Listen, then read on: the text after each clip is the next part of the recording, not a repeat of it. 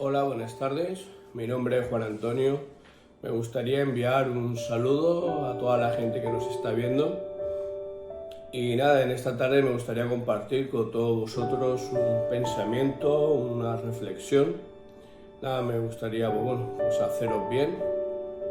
En primer lugar, deciros que la ciencia, igual que la religión, estudian las tres mismas cosas, que es de dónde venimos, qué es lo que hacemos en este mundo y hacia dónde nos dirigimos. La ciencia nos dice que todo lo que conocemos se causó por una explosión, nos da la teoría de la evolución y que todo lo que conocemos como el día de hoy es por casualidad. Lo que la religión dice, lo que la Biblia dice, es que un ser divino o un ser superior a la raza humana nos creó con voluntad libre, voluntad de poder decidir. Y para eso me gustaría irme a lo que es el primer libro de la Biblia, Génesis, en el capítulo 1, versículo 1 al 6. Y dice: en el principio creó Dios los cielos y la tierra estaba desordenada y vacía, y las tinieblas estaban sobre la faz del abismo, y el Espíritu de Dios se movía sobre la faz de las aguas. Y dijo Dios: sea la luz, y fue la luz. Y luego dijo Dios: haya expansión en medio de las aguas.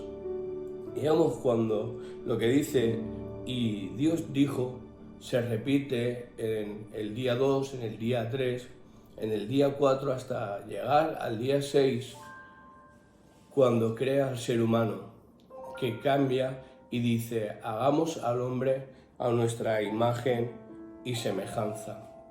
Me gustaría hacer una referencia frente a lo que es hagamos, el verbo hagamos. El verbo está en plural y eso refleja claramente al Padre, el Hijo y el Espíritu Santo en la creación.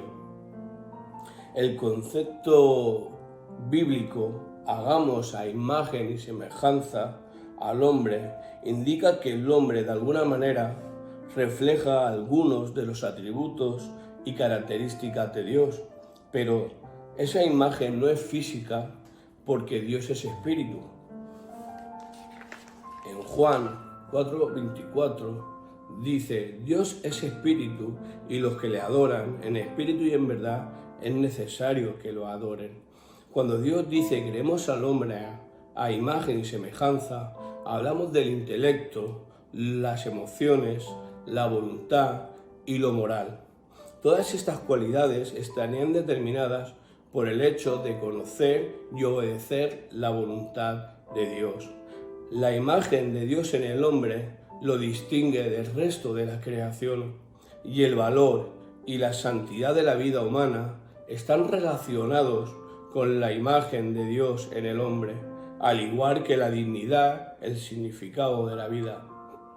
Cuando el hombre pecó, desobedeció a Dios en el huerto del Edén y comen del fruto del árbol de la ciencia del bien y del mal, el hombre retuvo la imagen de Dios y perdió la imagen moral de Dios y el compañerismo con Dios. La relación íntima y estrecha que Dios tenía con el hombre en el huerto del Edén se rompe por causa de la desobediencia a Dios. En Romanos 3, 10 al 12 dice: como está escrito, no hay un justo ni aun uno, no hay quien entienda, no hay quien busque a Dios, todos se desviaron, a una se hicieron inútiles, no hay quien haga lo bueno, no hay ni siquiera uno.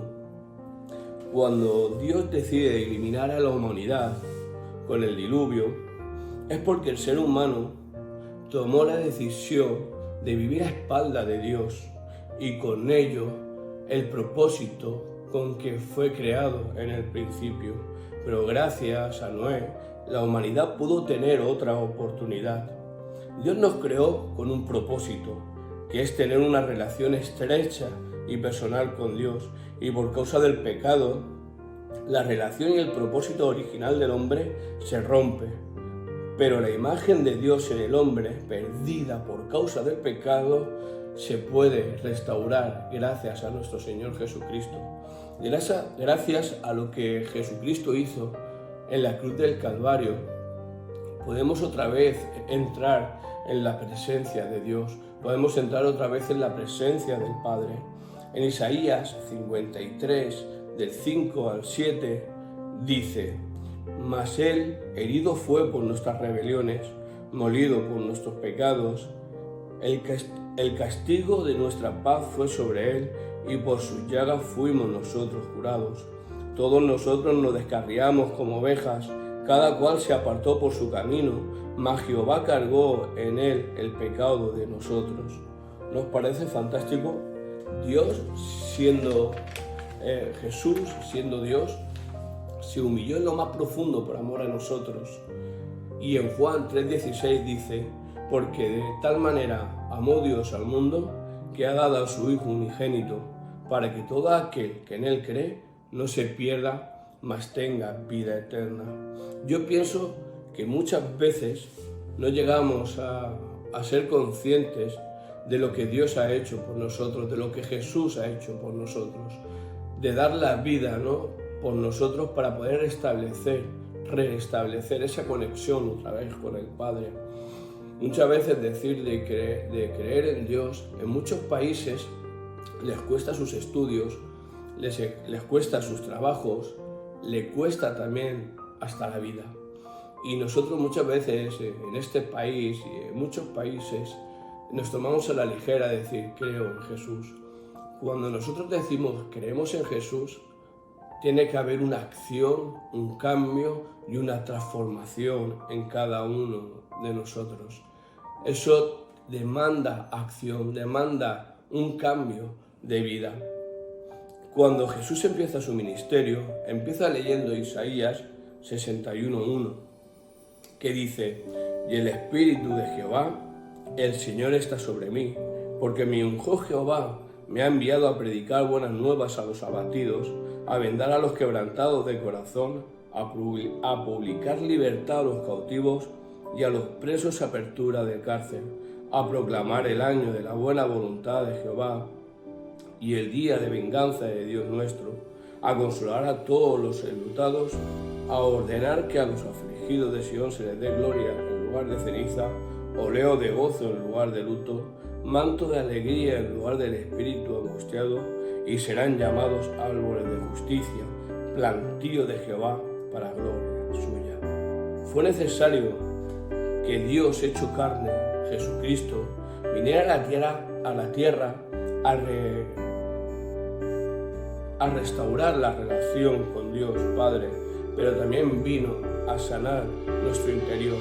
También vino a hacer una obra sanadora desde dentro hacia afuera, a poner nuestros pensamientos, emociones y nuestra moralidad en orden y empezar una transformación a imagen y semejanza de Dios. Pablo en Romanos 7:24 dice: miserable de mí, ¿quién me librará de mi cuerpo de muerte? Pablo claramente está expresando un conflicto interior, una lucha interna en el bien contra el mal. La Biblia nos habla de dos naturalezas, la naturaleza de la carne o la naturaleza pecaminosa, y también nos habla de la naturaleza del espíritu, y las dos entran en un conflicto interior. La naturaleza de la carne busca las cosas de este mundo y la naturaleza del espíritu busca hacer las cosas de Dios. Cuando una persona se reconoce pecadora, le pide perdón a Dios en el nombre de Jesús, la naturaleza del espíritu la recibe. Y la naturaleza de la carne, la naturaleza pecaminosa, es una herencia que heredamos desde pequeñitos por causa del pecado original que se origina en el huerto del Edén. Entonces necesitamos a Jesucristo para poder librarnos de ese pecado. En Romanos 8, del 5 al 8, dice: porque los que son de la carne piensan en las cosas de la carne, pero los que son del Espíritu, en las cosas del Espíritu, porque el ocuparse de la carne es muerte, pero el ocuparse del espíritu es vida y paz, por cuanto los designios de la carne son enemistad contra Dios, porque no se sujetan a la ley de Dios, ni tampoco pueden, y los que viven según la carne no pueden agradar a Dios. Nuestra vieja naturaleza va en contra de las cosas de Dios, y nosotros tenemos que vivir en el espíritu. El mismo conflicto que Pablo estaba viviendo está en cada uno de los cristianos. Cuando uno reconoce su pecado o su desobediencia y le pide perdón a Dios, el Espíritu Santo viene a vivir en nosotros y el conflicto interior comienza, porque cada naturaleza tiene sus propios deseos, como hemos leído anteriormente en Romanos, pero cada uno decide qué naturaleza lo domina. Me gustaría poner un ejemplo que una vez escuché que me parece bastante interesante. Es la historia de un hombre. Este hombre tenía dos perros, un perro blanco y un perro negro. Este hombre organizaba peleas de perros y peleaba a los perros y apostaba dinero. Como el hombre era el dueño de los dos perros, ¿qué hacía? Cuando quería que ganara un perro, dejaba de darle de comer al perro blanco para que el perro negro ganara. Y cuando quería que el perro blanco ganara, le dejaba de darle de comer al perro negro.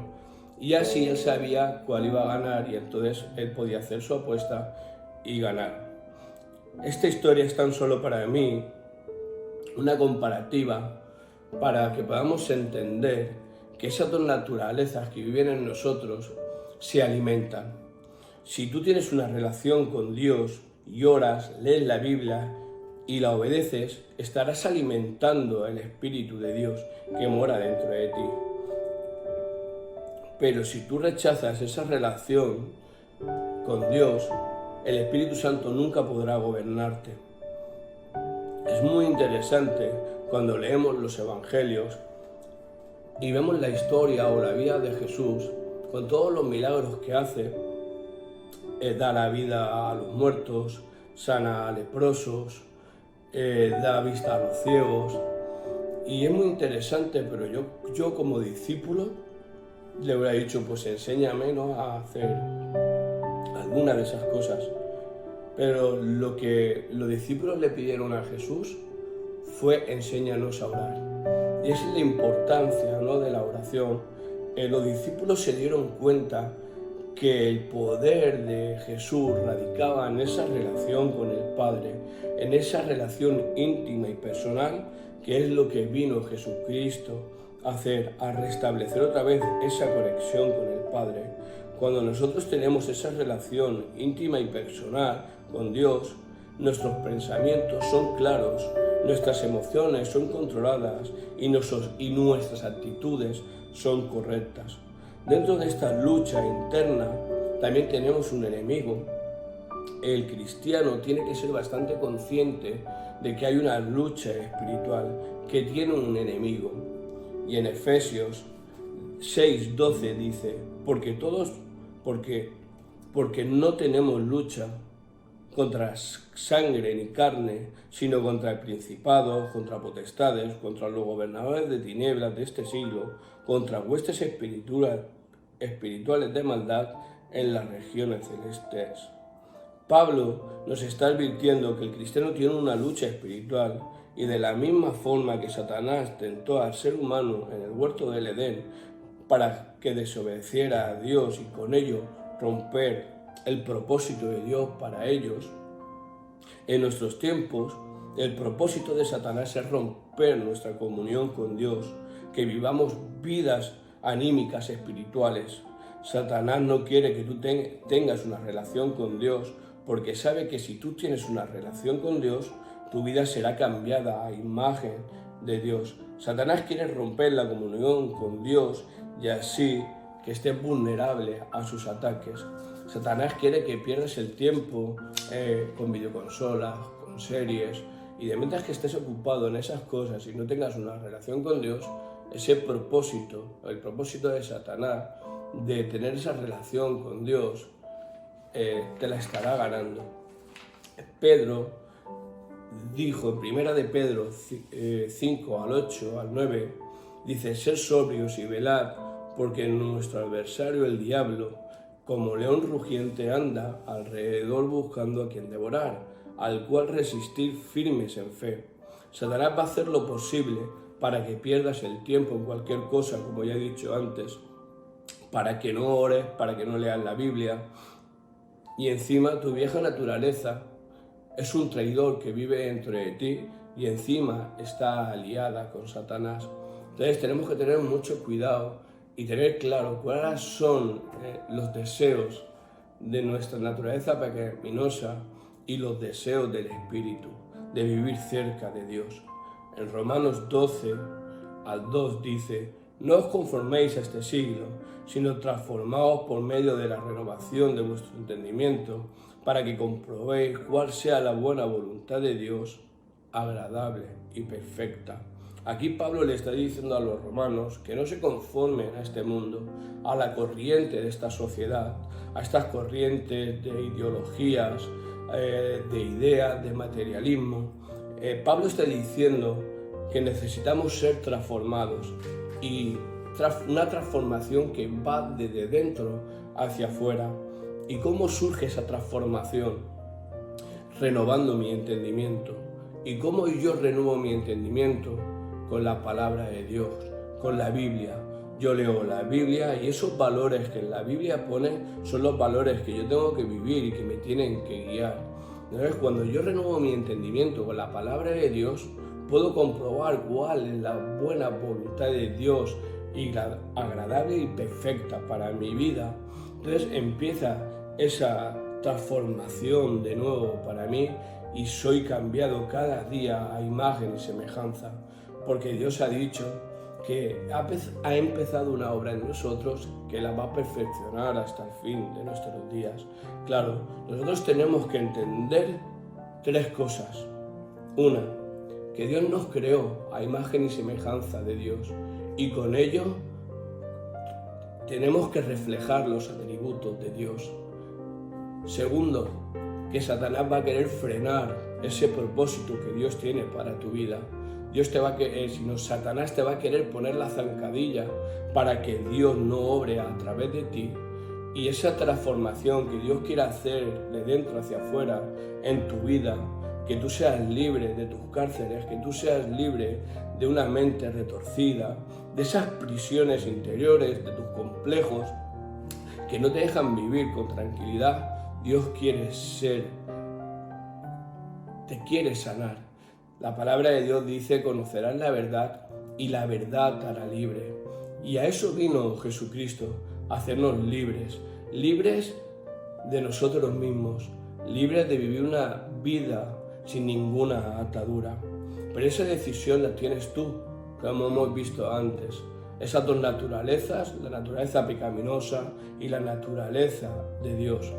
Tú, cuando te levantas por las mañanas, tienes que tomar una decisión de alimentar el espíritu, de tener esa relación con Dios íntima y personal, de poderte llenarte de Dios. Dios dice que eres la vid y nosotros somos los pámpanos, y separados de Él nada podemos hacer.